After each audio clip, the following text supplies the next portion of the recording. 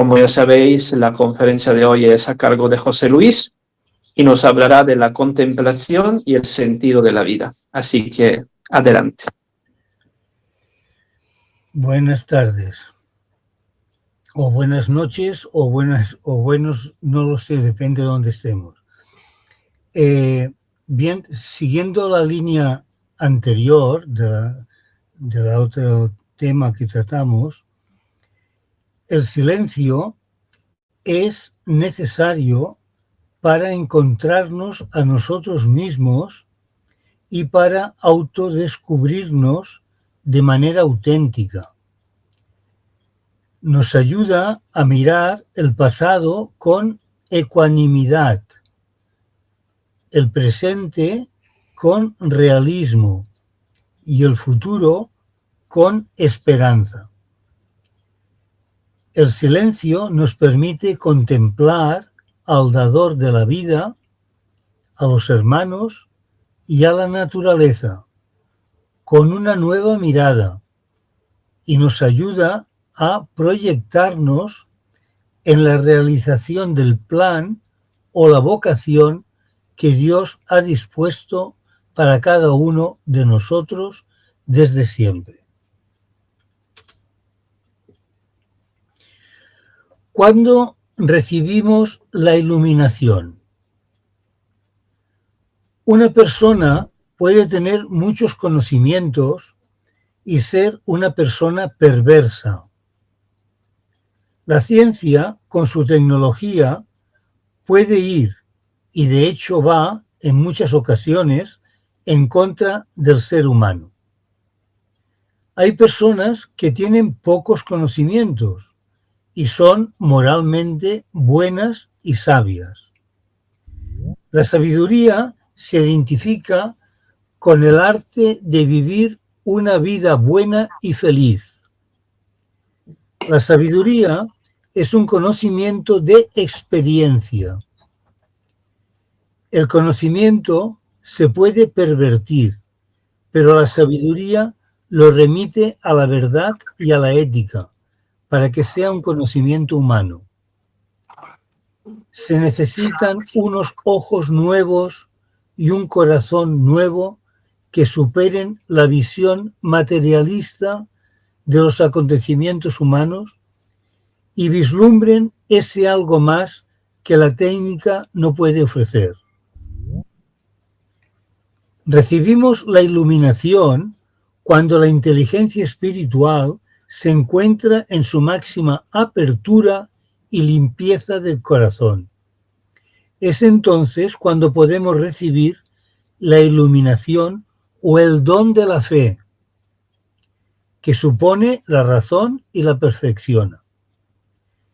La inteligencia iluminada por la fe encuentra la fuerza para elevarse al conocimiento de Dios y al de las realidades espirituales.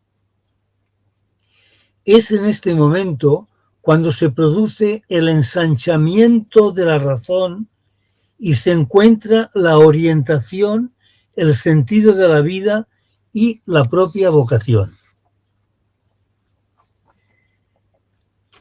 Ahora vamos a ver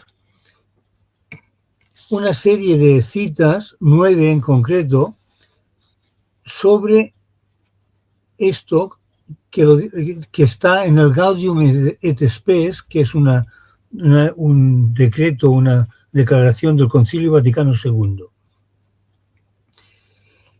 Primera, la inteligencia no se ciñe solamente a los fenómenos, tiene capacidad para alcanzar la realidad intangible con verdadera certeza, aunque, a consecuencia del pecado, esté parcialmente oscurecida y debilitada. Gaudium et Spes número 15. 2. Con el don del Espíritu Santo, el ser humano llega por la fe a contemplar y saborear el misterio del plan divino. También capítulo 15. 3. La fe todo lo ilumina con nueva luz y manifiesta el plan divino sobre la entera vocación del ser humano. Por ello, orienta la mente hacia soluciones plenamente humanas. Todos son del mismo capítulo 15 y capítulo 16. 4. La naturaleza intelectual de la persona humana se perfecciona y debe perfeccionarse por medio de la sabiduría, la cual atrae con suavidad la mente del ser humano a la búsqueda y al amor de la verdad y del bien. Imbuido por ella, la persona se alza por medio de lo visible hacia lo invisible. 5. En lo más profundo de su conciencia, descubre el ser humano la existencia de una ley que él no se dicta a sí mismo, pero a la cual debe obedecer y cuya voz resuena, cuando es necesario, en los oídos de su corazón, advirtiéndole que debe amar y practicar el bien y que debe evitar el mal. 6. El ser humano tiene una ley escrita por Dios en su corazón, en cuya obediencia consiste la dignidad humana y por la cual será juzgado personalmente. 7. La conciencia es el núcleo más secreto y el sagrario de la persona, en la que ésta se siente a solas con Dios, cuya voz resuena en el recinto más íntimo de aquella. Es la conciencia la que, de modo admirable, da a conocer esa ley, cuyo cumplimiento consiste en el amor de Dios y del prójimo. 8. La razón más alta de la dignidad humana consiste en la vocación del ser humano a la unión con Dios. Y 9 y última, el ser humano vive la plenitud de verdad cuando reconoce libremente el amor de Dios y se confía plenamente en su Creador. Así, cuando la mente es silenciada, se ve a Dios y el yo muere, no por aniquilamiento, sino por visión.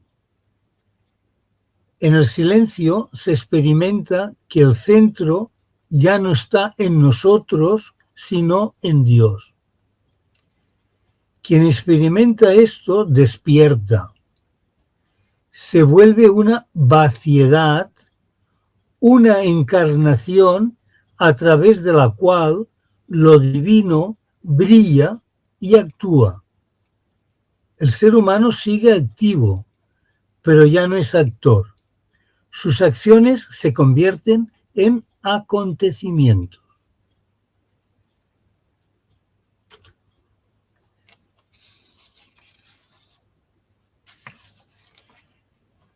La dimensión religiosa de la conciencia nos conduce a Dios. Si bien nuestro Dios es conocido en la trama del acontecimiento, es captado siempre por una especie de cortocircuito intelectual. Conocido en un solo punto de la creación, se entrega totalmente en la persona que lo busca. Incluso si una persona está sola, prisionera o abandonada, puede progresar en el conocimiento y el amor de su Dios, pues formamos con Dios una unión que no tiene necesidad de nada más para ser una relación definitiva y constante. No tenemos necesidad de las personas más que para amarlas, gratuitamente, cosa que no podemos hacer en relación con nuestro Dios, pues el amor nos supera y hace nuestra deuda insalvable. Amando al prójimo es como podremos salvar nuestra deuda con la divinidad. El progreso hacia la totalidad es un progreso hacia la personalidad. De la naturaleza se pasa al yo, después a la percepción del tú y después al nosotros, creciendo en conciencia personal. Sería extraño, pues, que la impersonalidad se encontrase al final del camino, en esta línea ascensional. La naturaleza, para evolucionar, destruye. El espíritu tiene un proceso inverso. Completa lo que es imperfecto. Mantiene una conducta positiva. Dios no se pone en lugar de las cosas, las recapitula, las anima bajo su aliento, las hace ser. Dios no se une al yo o al nosotros creados, sino que está en ellos como la luz en una vidriera. La esencia de Dios se expresa por una trinidad de personas. La realidad suprema es una realidad de relaciones y el hecho de estar en el otro o hacia el otro no implica ninguna dependencia humillante. La verdadera personalidad es una conciencia que se particulariza llegando a ser universal y que ha encontrado su ser en otras personalidades.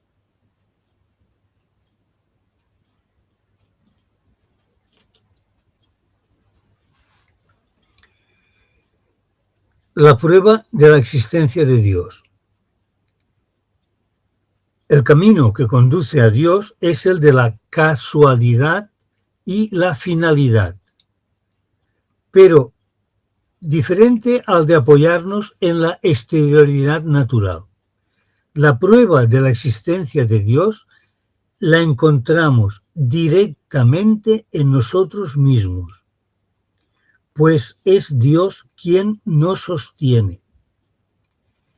Descubriéndolo en nosotros, podremos descubrirlo en los demás, e incluso en las cualidades de la naturaleza.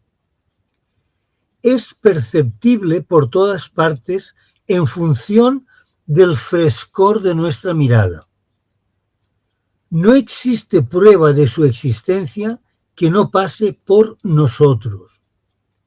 Si se conoce a Dios por ideas generales, no es más que el Dios de los filósofos. Dios no es conocido más que en el centro de nuestro ser. Es conocido como un ser personal en los seres singulares. Es la simple expresión del hecho que somos una criatura y no podemos hacer nada sin la creación. Nada nos impide que hablemos de una intuición de Dios. El razonamiento es el conocimiento de los alrededores de una cosa. Nosotros podemos tener la intuición de Dios, es decir, conocerlo a Él mismo. Si el conocimiento de Dios es posible por una especie de cortocircuito, es que Él se comunica totalmente en nuestra perspectiva de existencia, no teniendo nosotros ningún otro ejemplo de una tal comunión. El nosotros, formado por el yo con Dios, está aparte de todos los otros, y este nosotros puede comportar una extensión indefinida de uniones, a diferencia del régimen binario estricto que es impuesto, de hecho, en el amor humano. La relación de Dios y del yo es más fundamental y continua que cualquier otra, y al mismo tiempo es la menos igualitaria de todas. El amor de Dios amando en nosotros es el absoluto supremo. La divinidad es visible a la persona que acepta el peso del mundo sobre sus espaldas. no es una responsabilidad social, sino metafísica, pues vive en el instante presente toda la significación universal. Lo que hace que un acto sea bueno o malo es la humanidad interiorizada en él.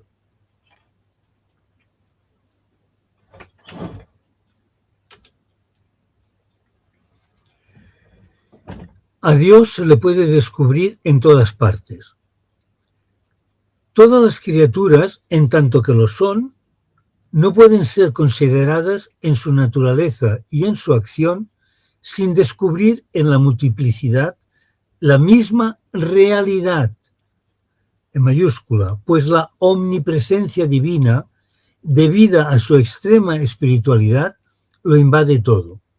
Según Teilhard de Chardin, para la mirada del iluminado, la presencia divina no se alumbra simplemente en el fondo de las cosas, tiende a invadir su superficie y a suprimir, por tanto, su exigente pero saludable realidad. El progreso del universo, de la persona y de la comunidad no está en competencia con Dios. Lo sobrenatural es un fermento, un alma, no un organismo completo, que viene a transformar la naturaleza, pero sin prescindir de la materia que ésta le ofrece. En línea del evolucionismo de Teilhard de Chardin, es cierto que la evolución por el psiquismo de la persona se basa en una reflexión. Si en los animales no humanos los caracteres adquiridos no se transmiten biológicamente, en el caso del ser humano, como nos recuerda un autor que se llama Fourastier, las adquisiciones de la evolución se transmiten por medio de la cultura, es decir, a través de la enseñanza y de la historia. Nosotros podremos estudiar el proceso evolutivo de la realidad, incluso comprenderlo y dirigir su marcha, pero al final tenemos que reconocer, lo mismo que en nuestra vida, un misterio tremendo y fascinante. Y este misterio perdura a pesar del progreso de la ciencia, que nos aporta la ciencia que no nos aporta el sentido último de la vida. En su forma más alta, la vida personal es una conciencia comunal. El motivo de la creación de las personas está en Dios Trinidad, relación eterna y totalmente recíproca de las conciencias. Como dice un autor que se llama Nedoncel, la misericordia es la única forma de absolutez que puede penetrar totalmente a la persona y ser totalmente absorbida por ella. Afirmar que es el principio último del universo es concebir la perfección bajo el único aspecto que esclarece todas las cosas.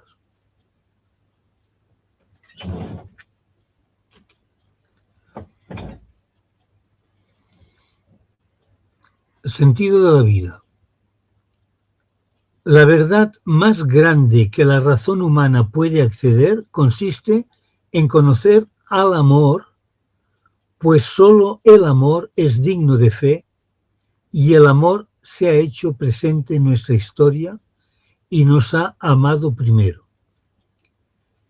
La persona necesita una razón que llegue a lo más íntimo de su corazón. Solo cuando la inteligencia en su totalidad permanece abierta a la fe, es realmente inteligente y conoce la verdad. La fe se aprecia en su especificidad irreductible solo cuando la razón se deja interpelar por un rostro, por un afecto que conmueve al corazón y le ofrece como verdad suprema la primacía total del amor que lo abraza y lo perdona. Este es el sentido de la vida. La búsqueda del sentido de la vida no puede plantearse en términos generales, sino que ha de ir dirigida al significado concreto de la vida de cada uno en un momento dado. Cuando preguntamos por el sentido de nuestra vida, en el fondo no hacemos sino reclamar alguna realidad capaz de absorber nuestra actividad. Las expectativas ante la vida pueden servir de indicadores en la búsqueda de sentido. Los humanos sentimos angustia ante la carencia o la pérdida de sentido y nos sumergimos en el vacío cuando no somos capaces de dar respuesta a los interrogantes vitales. Sentido y vacío se excluyen, pues el vacío no es otra cosa que la carencia de sentido. La experiencia de sentido, por su parte, descarta el vacío existencial.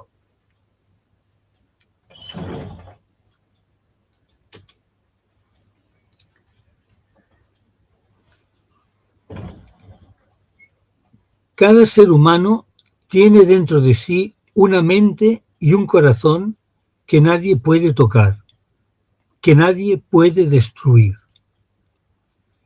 Es verdad que nos pueden matar, pero nadie nos puede obligar a pensar lo que no queremos, ni a amar lo que odiamos, ni despreciar aquello que es lo más importante para nosotros. A lo sumo, podrán enloquecernos, pero no habrán podido doblegar nuestro espíritu. Cada hombre y mujer en esta tierra puede vivir para algo, puede vivir para alguien. Querer vivir para nada, sin ningún proyecto serio, sin ningún amor sincero, es caminar hacia la propia destrucción de la persona. Por eso hay que descubrir nuestro quehacer, nuestra misión en esta vida. Se trata de ver cómo es mi trayectoria personal y preguntarse qué esperan los demás de mi existencia. Sentido de la vida y vocación personal en este punto se encuentra. Hay un designio que nos supera, nunca comprendido del todo. Hay un proyecto en el que cada uno tiene un lugar maravilloso. Descubrir ese proyecto de Dios, pensado para nosotros, para nuestra propia felicidad y para el bien del mundo, es una tarea que nos pide a todos abrir el corazón a la esperanza. El dolor no es el fracaso de una vida sin sentido. El dolor es una invitación a dar sentido a lo que parece una vida fracasada. Pero no lo es. Todo vale en el horizonte del amor de Dios. Vivir consiste en encontrar sentido al viaje. Si se tiene un don, hay que explotarlo. Hay un plan general de la providencia sobre el mundo, y ese plan se traduce en unos designios concretos de Dios para cada uno de nosotros.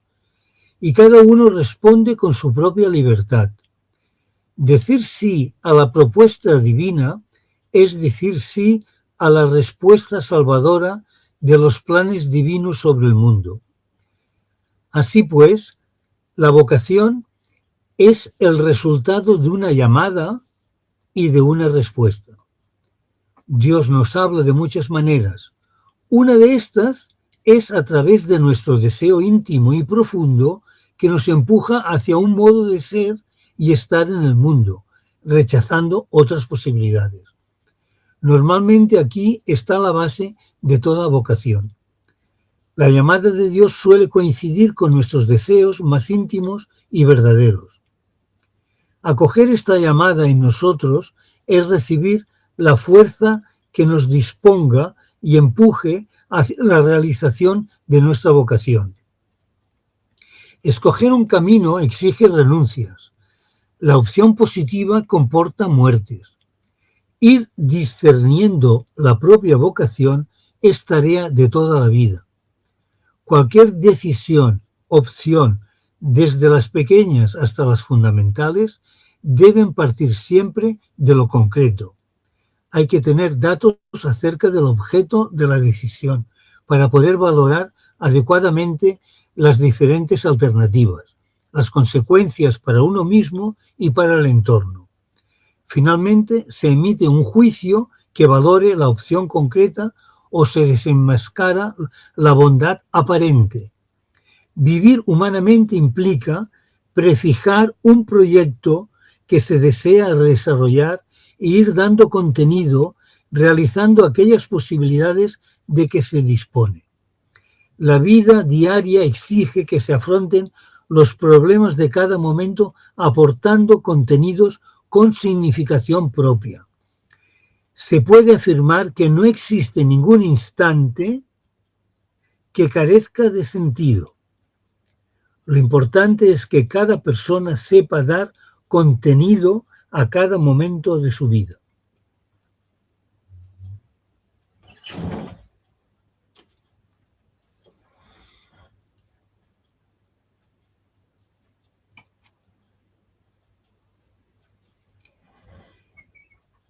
El saber de la sabiduría.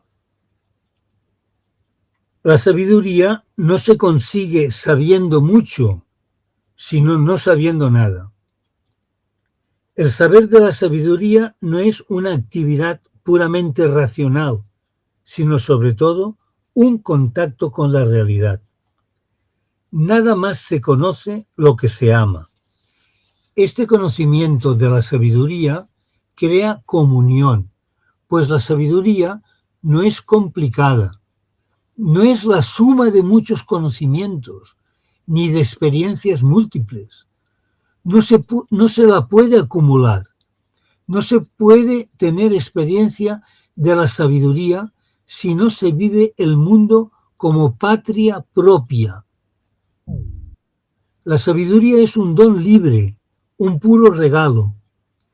La persona sabia utiliza su ojo interior, su oído interior, para penetrar las cosas sin necesidad del conocimiento racional.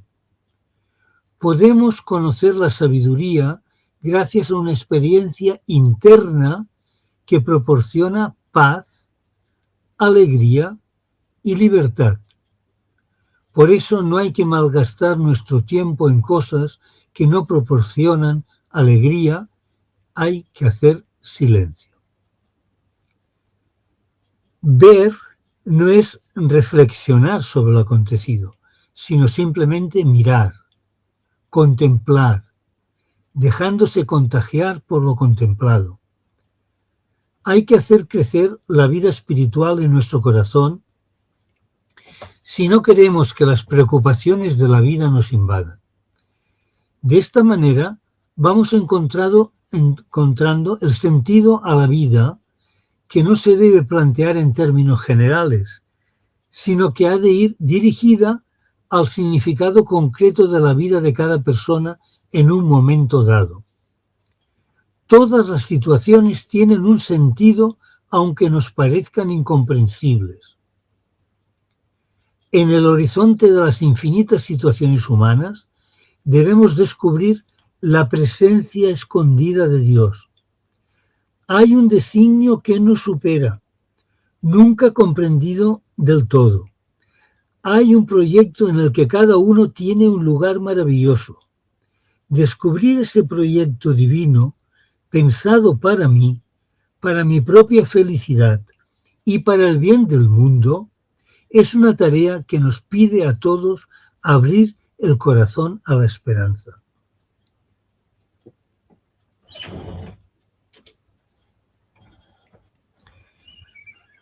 ¿Quién es una persona sabia? La que ve de lejos y juzga desde arriba, es decir, la que examina las leyes generales, descubre las causas más profundas y ve en ellas la explicación definitiva de todas las cosas. Hay una sabiduría de la conducta humana, especie de prudencia luminosa, que de la vasta experiencia de la humanidad extrae las leyes directivas de la vida moral y la justifica. Llamamos sabios a los buenos consejeros que nos iluminan acerca de nuestra conducta, corrigen nuestros extravíos y nos explican las razones por las cuales debemos convertirnos. En el orden del conocimiento especulativo, más allá de las ciencias particulares, hay un saber superior que, sin suprimir los otros saberes, ve el mundo en conjunto, lo juzga en sus causas y descubre su destino. Los amigos de Dios, unidos a Él por la caridad, es decir, los que por obra de la caridad tienen el gusto y el deseo de considerar y apreciar todo según la verdad de Dios, reciben el don de la sabiduría en la medida de su fervor y necesidades espirituales. Gracias al don de la sabiduría, podemos reconocer la intervención de Dios en los acontecimientos de nuestra vida. Adivinamos la dirección de su providencia en las prosperidades, contratiempos y repentinos cambios de nuestra existencia.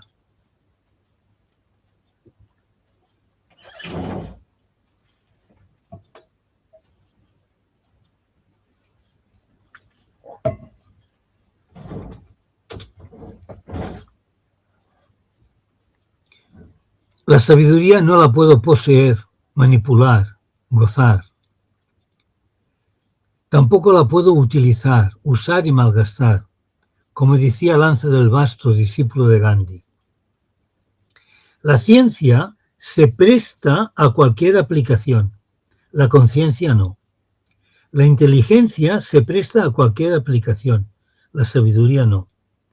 El poder puede cualquier cosa, el dominio de sí no. El dinero se presta para todo uso, pero la honestidad no. El coraje se entrega a cualquier causa, pero la caridad no. La fuerza puede servir para cualquier fin, pero la violencia o fuerza de la justicia solo puede servir a la justicia.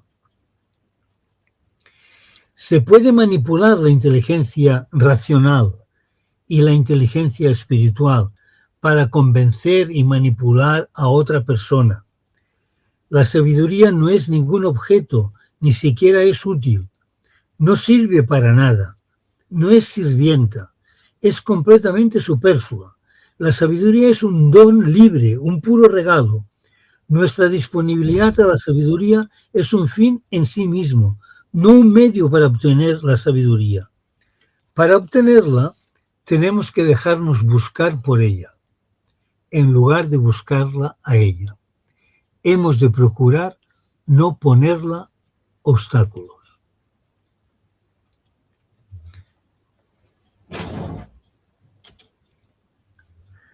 Y ahora entramos en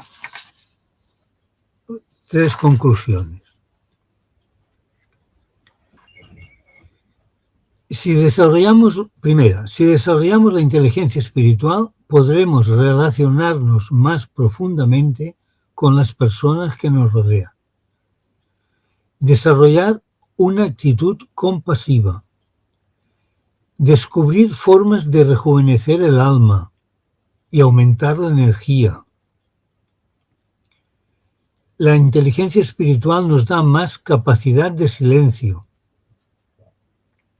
de asombro y admiración, de contemplar, de discernir, en definitiva, una mayor profundidad existencial y vital. Segundo, todas las tradiciones religiosas nos recuerdan que no hay calidad ni plenitud humanas sin una disponibilidad hacia los demás. Justicia, compasión, misericordia, sensibilidad y solidaridad.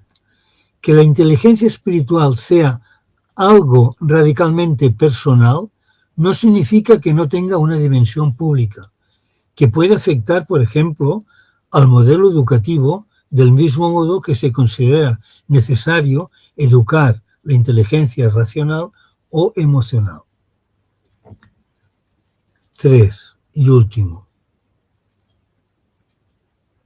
Las personas que desarrollan la inteligencia espiritual iluminan la existencia de las personas que la rodean. Gracias a ellas, la vida es más alegre y esperanzada. Son personas faro, es decir, personas cuyo objetivo en la vida no es el dinero, ni el poder, ni la fama. Personas que han aprendido a dialogar y especialmente a escuchar. Personas que irradian paz a su alrededor. Personas que no juzgan. Objetan de forma pacífica mediante la no violencia activa, asumiendo las consecuencias de sus acciones. Personas que participan y colaboran en la vida social, pero que no tienen miedo en defender sus posiciones si discrepan de las de los demás, ya que la inteligencia espiritual es la capacidad con la que afrontamos y resolvemos los problemas de significado y de valores. La inteligencia con la que no podemos poner todos nuestros actos con la que podemos poner todos nuestros actos en un contexto más amplio y significativo. La inteligencia con la que podemos determinar el rumbo de nuestra vida. La inteligencia que nos lleva al centro de nosotros mismos y nos permite ir conociéndonos para encontrar las razones válidas para pasar por la vida de una manera adecuada y feliz. Esta es nuestra inteligencia primordial, que permite manejar nuestras otras inteligencias de una manera eficaz. Es así como lograremos desarrollar la visión y comprensión de la realidad trascendental mediante la conciencia de uno mismo, que hace aumentar las aptitudes para generar compasión, amor incondicional por los demás, poniendo en práctica la sabiduría espiritual en todas nuestras relaciones mediante un comportamiento impecable y coherente. Bueno, yo comprendo que esto es una paliza, pero si queréis, como os han dicho muchas cosas, se podemos dialogar sobre algún aspecto de ellas. Muy bien, muchas gracias, José Luis. Pues si alguien quiere intervenir, hacer las preguntas, sin problema. Sí, Mechi, adelante. Bueno, ahí está, para que estoy... Ahí está.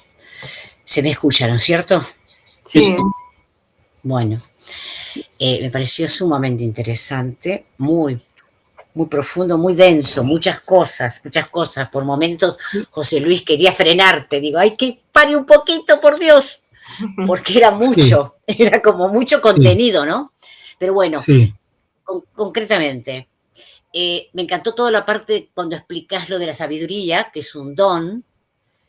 ¿Quién es una persona sabia? Que no es una persona que haya estudiado mucho. Todo eso me gustó. Lo que me pregunto, y después sobre el final empezás a comentar de la inteligencia espiritual. Entonces la pregunta es, ¿la inteligencia espiritual es la sabiduría? ¿O cómo adquirimos esta inteligencia espiritual? Como ejemplos concretos. A ver, si recuerdas la otra vez, cuando hablamos de la inteligencia espiritual, decíamos, ¿cuál es la inteligencia racional? ¿De qué se alimenta? Se alimenta de ideas, de técnicas, de métodos, la racionalidad, ideas. La inteligencia emocional se alimenta de sentimientos, de emociones. ¿De qué se alimenta? ¿Cómo se alimenta la inteligencia espiritual, que es la sabiduría? ¿De qué se alimenta? Del silencio. Entonces, una persona sabia es una persona silenciosa, es una persona que habita en el silencio. Y por eso tenemos tanta dificultad en el mundo que vivimos de encontrarlo. Pero si queremos ser sabios para conducirnos adecuadamente y ante las circunstancias que nos mueven, tenemos que buscar el silencio para escuchar, silencio para callarnos, para escuchar la voz de Dios que está en nuestra conciencia, en nuestra casa interior, en nuestro castillo interior, en nuestro profundo valle interior, el valle como el fondo de el valle que está en el fondo de las montañas. Allí está esa presencia divina y para escuchar una palabra en el momento que estamos viviendo, en las circunstancias que estamos viviendo, necesitamos callarnos, adorar, dejarnos querer por el amor. O sea, entrar en el amor.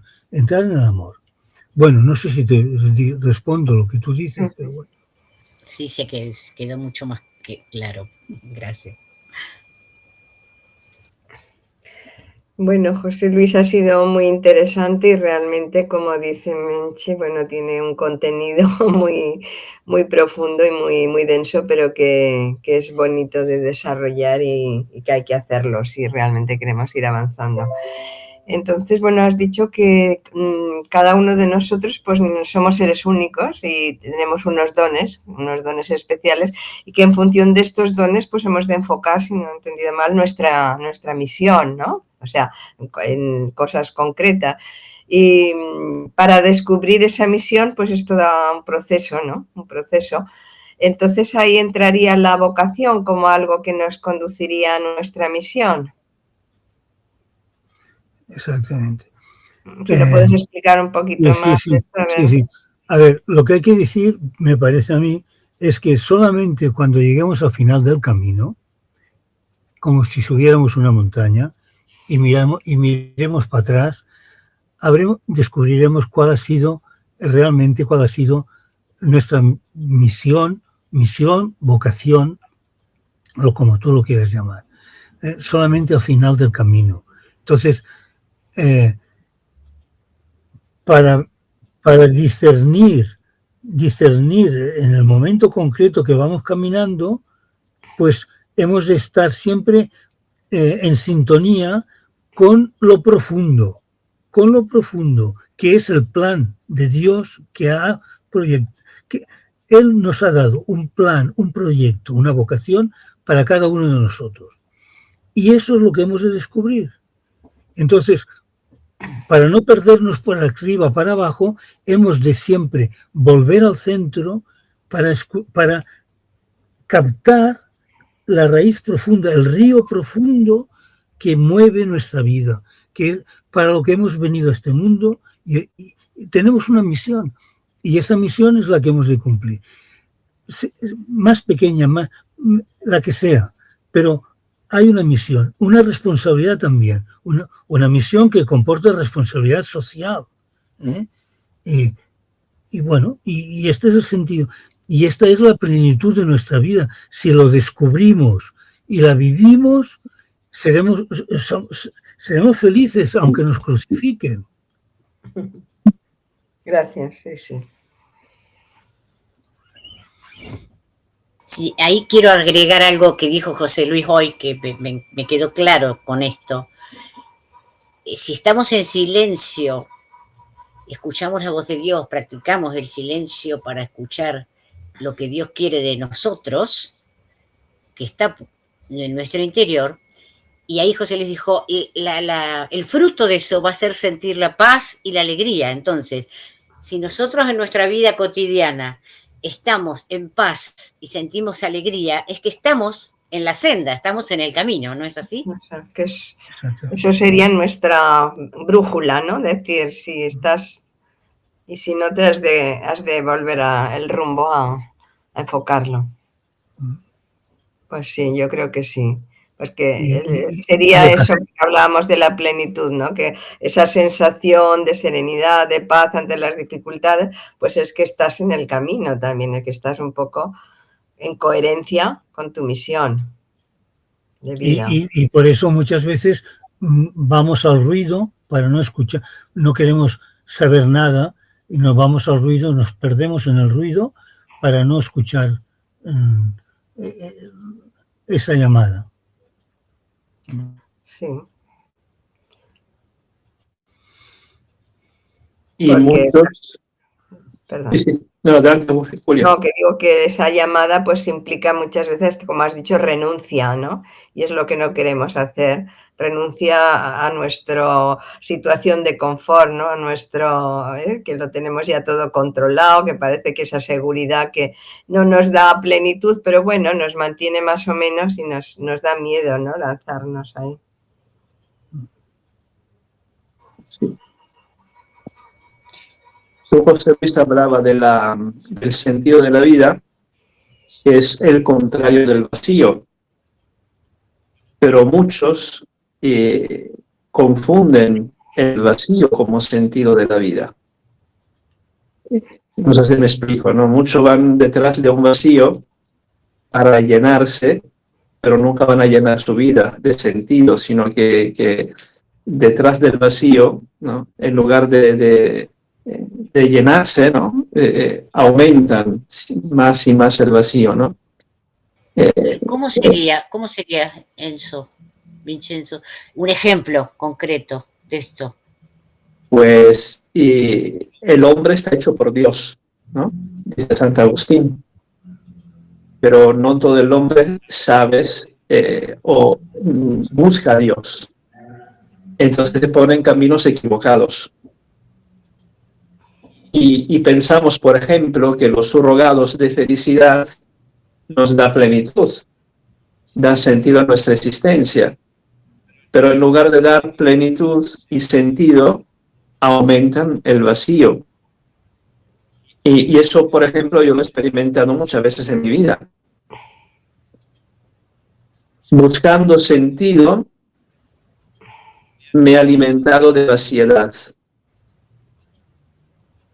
Entonces, por eso es importante no tener clara la meta, tener claro cuál es el sentido de la vida, para enfocarse, ¿no? en lo que es, por qué somos hechos, ¿no? Estamos hechos por Dios, ¿no? Me parece que San Agustín o San Tomás, ahora no me acuerdo quién de los dos, ¿no? Que decía que todo hombre quiere ser feliz, pero no todo hombre sabe lo que es la felicidad, ¿no? Y eso lo podemos aplicar en el sentido de la vida. Bueno, es lo que experimentó él al principio de su vida, ¿no? Que la buscaba en una felicidad hedonista, ¿no? En cosas materiales, cosas externas, éxito, en fin. Y lo mismo pues también a Charles de Foucault, ¿no? En su primera etapa de la vida, o sea, buscaban llenar su vida de un montón de cosas, pero que eran cosas externas, y eso pues provoca vacío, vaciedad.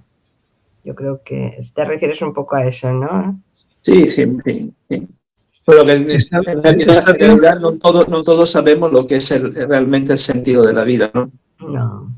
Y a veces buscamos ese sentidos en caminos equivocados. Está bien la referencia que has hecho a Carlos de Foucault, porque él se exteriorizó buscando equivocadamente, de una manera confusa, en la vida, ¿no? Y cuando descubrió aquello a lo que estaba llamado, en cuanto he descubierto que tú existes, no puedo hacer otra cosa que vivir más que para ti. O sea, había vivido de una manera disoluta, y cuando se reencuentra en el fondo de él y descubre el amor, no puedo vivir, no, diferente, no puedo vivir otra cosa que vivir en el amor. Cada uno lo vivirá después con sus situaciones concretas, etcétera, etcétera. Pero ese fue el cambio, de lo disoluto al encuentro. No encuentro amor.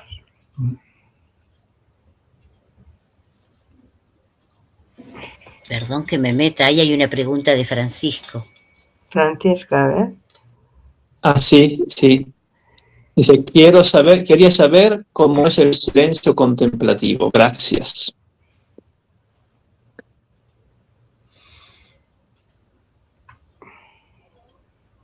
La pregunta es para ti, José. El silencio contemplativo es cuando en la naturaleza, paseando, ante un icono,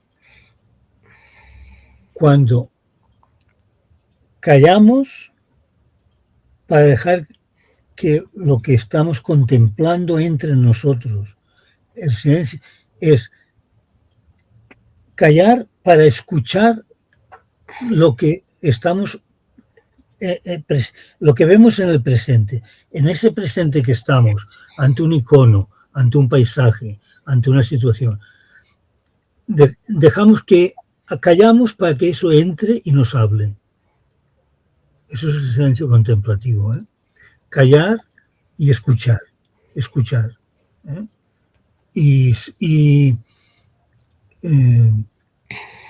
Hay respuesta, o sea, no, cuando uno entra no sale de la misma manera, sale de una manera inesperada. Sale nuevo, sale de otra manera. Y a veces con llamadas muy concretas. A veces será pues pacificado, tranquilizado, habiendo experimentado el amor de Dios en uno, pero a veces como un centello, de una llamada concreta, aquello que a lo mejor no te acordabas de nada, una llamada, te viene en el silencio nacen grandes cosas. El arte, para cambiar, el arte nace del silencio, de la inspiración, de la intuición. O sea, no se puede tampoco buscar una definición, ¿no? Pero bueno, va por ahí.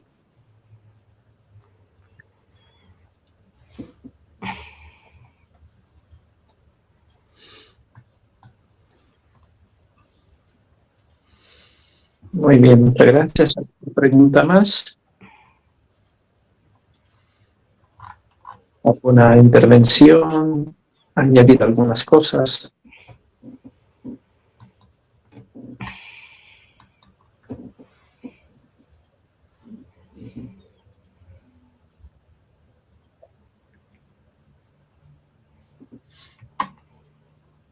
Bueno, estamos haciendo silencio contemplativo, Saldrán muchas cosas de aquí. Que no está mal.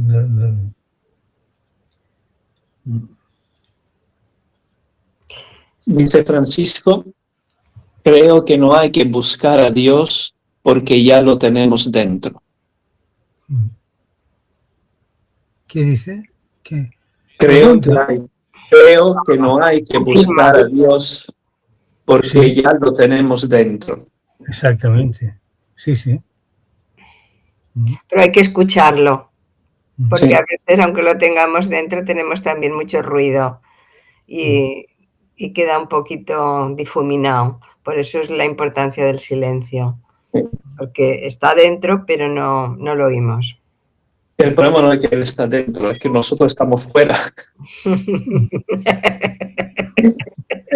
Para volver a San Agustín, ¿no? Tú estabas en mí y yo no estaba en mí.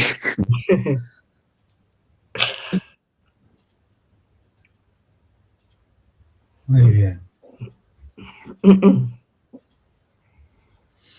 Bueno. Pues si no hay más preguntas, podemos concluir. No sé si José Luis quiere decir algo más.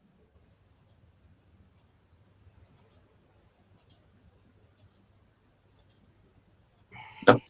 Julio, ¿tú quieres decir algo más? No. Pues bien, la próxima semana tendremos la charla del hermano Germán para seguir en la práctica de la meditación. Así que preparámonos para entrar en la profundidad de la meditación. Pues bien, muchas gracias a todos y a todas. Muy Y bien. nos Gracias, vemos José la Luis. semana Buena que viene. semana. Muchas gracias. Gracias. Gracias, gracias. Gracias.